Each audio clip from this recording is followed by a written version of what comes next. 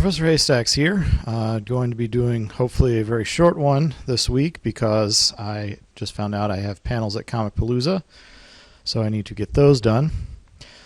What I'm going to do here, instead of clips, I'm going to show a few quick stills up beside me while I talk about various things. That way I don't have to take time out to go and look at those. But I only have a few comments on this one, less science and more literary here. The episode is a hearthwarming tale, as I figured out a little too far into the episode for my pride. It's a pastiche of A Christmas Carol. The pun doesn't work quite as well since it's tail, T-A-I-L, which does have a double meaning, but of course carol is also something you sing at Christmas, whereas tales are not, T-A-I-L, tales are not especially associated with hearthwarming. Nonetheless, the pun is there. Now, there is one point to start off with. That is that we don't have a Jacob Marley per se in this story. But if you look beside me, you should hopefully see the character of Flintheart, which, by the way, is a good name for a Care Bear villain, if Care Bear fan fiction is a thing. If not, make it a thing. But Flintheart fills many of the roles of Marley in that he is an old companion of the, I don't know, anti-protagonist or something. I don't know quite what you'd call it. The Scrooge analog. What was her name? Snowflake or something? I've forgotten now. I'll put it up in the credits at the end when I can look it up. I forgot to write a note about it. And incidentally, it's Jacob Marley. I kept saying Bob Marley for a while for some reason.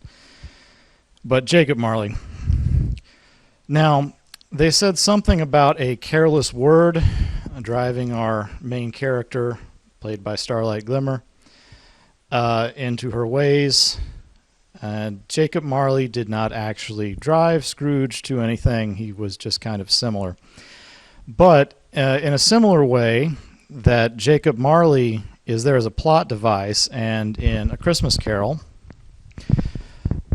Marley doesn't get magic Christmas ghosts to save him from his either hellish or at least purgatorial torment. It's not entirely clear which it is, which hardly seems fair. So, you're beyond redemption unless magic ghosts visit you. I have similar feelings about this. Because she's the one that's a threat, Starlight Glimmer's character in this play is the one that gets magic ghosts visiting her. Because Flintheart's not a threat, he just gets to be mean and cranky all the time. Of course, he doesn't die, whereas Marley did, so presumably the character could come back and talk to him. He'd be old by that point, but, better late than never. I still don't know what that careless word was about. It seemed very much like Flintheart said that deliberately. The next part is in the future, whereas in A Christmas Carol, the actual moral of the future, which sometimes gets morphed in versions like Disney's Mickey Mouse version, that Scrooge was going to die alone as a result of his chintzy ways, or skinflint, whatever the word is. Stingy, Scrooge-like. Tied his Uncle Scrooge's purse strings. Anyway, it wasn't so much that he died because everyone does. It was that he died alone and unmourned, basically. And all that money, here's a tie-in we'll bring into a minute. In Scrooge's case, all that money just went to his business. He died, had never spent it, so he didn't enjoy it himself. He got no real pleasure out of hoarding money. And it went to his business, which probably would have been seized by either the shareholders or the state, depending on how it was set up in that point in time. They did have joint stock venture companies, but I don't know that Scrooge's would have been one. And here in the future, though, we'll come back to the other parallel in a minute. The lesson seems to be, do not magically remove days from the calendar, or evil snow demons will come and freeze everyone. That is a lesson I'm not entirely certain how to apply to my daily life. It is reminiscent of the space whale Aesop from Star Trek IV, The Journey Home, where the lesson is, if you don't save the whales, a probe from space whales will come and destroy the Earth. Again, not the clearest of messages. Anyway, this also possibly indicates, although it's pretty clearly framed as a story that may or may not be a work of fiction. I've seen fanfics popping up already. It seems to imply that Equestria is constantly one missed holiday away from destruction. And if the story is true and people believed it, then they would be celebrating somewhat out of fear. It kind of takes the edge off of it. Regardless, I feel like the future thing could have been done better. Instead of showing Wendigos making it, show that, well, okay, I'll get to that in just a moment. Now, Spike does draw a parallel between using magic to remove a day that you don't like from the calendar and the Equalist village. But the thing is, the Equalists joined willingly, if a bit under false pretenses, because they didn't know she still had her cutie mark.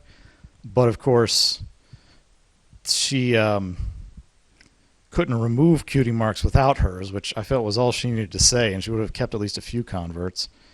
Which brings me to a question, is the map going to show up again? I mean, it was still there last I checked, but it hasn't been used since last season. I suspect it won't show up again except maybe in the season finale. Anyway, back to the current episode. In the present, the lesson is that Starlight Glimmer's character was so wrapped up in improving herself to better Equestria, which puts her a leg up on Scrooge, who was miserly for no real reason, that she never even thought about what that looks like. How are you going to better Equestria? She had a vague answer at best. What does bettering Equestria mean? And they pointed out in the present one, shown expertly by Pinkie Pie, I'll pop that up over there, who uses the usual presence pun. Anyway, the one of the people at the party says, well, better Equestria would look pretty much like Hearthwarming Eve, which is a pretty good point, if you ask me.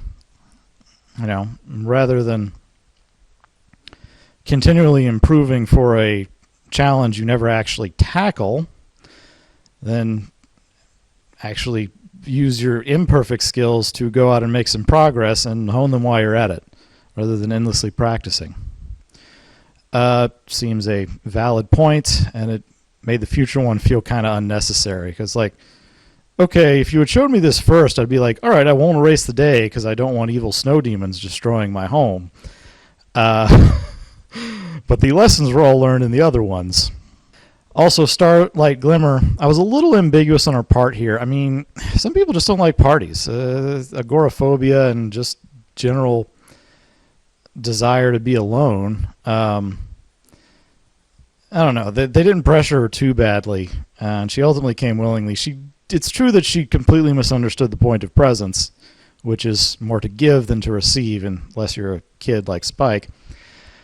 Possibly. It's a little ambiguous with dragons. But, she missed that point, but you can exchange presents without going into a big to-do. Also, Derpy is the star on top of the tree. I feel like she would get uncomfortable up there at some point. Anyway, that is all I really have. So, basic highlights is the future thing became a Space Whale Aesop. Present point was incredibly good, but kind of got overshadowed because of the evil destruction demons. And felt like Twilight may have been pressuring Starlight a little too much. It's perfectly in character. I just feel like it was a valid retort was, you can't force someone to have a good time. If you force someone to go to a party, they'll half the time end up sitting in the corner feeling miserable, or talking to people and feeling miserable. The point is they won't enjoy it. Lesson Pinkie had to learn back in Cranky Doodle Donkey. Now, Starlight's a different case. But anyway, well, that is all the time we have for today. And once again, good night and drive safely. My little pony, what will today's adventure be? My little pony, draw something, yeah. Da da da da da da da da da. Don't know what they're saying here. My little pony, I'll be there right by your side. I'll be there right by your side.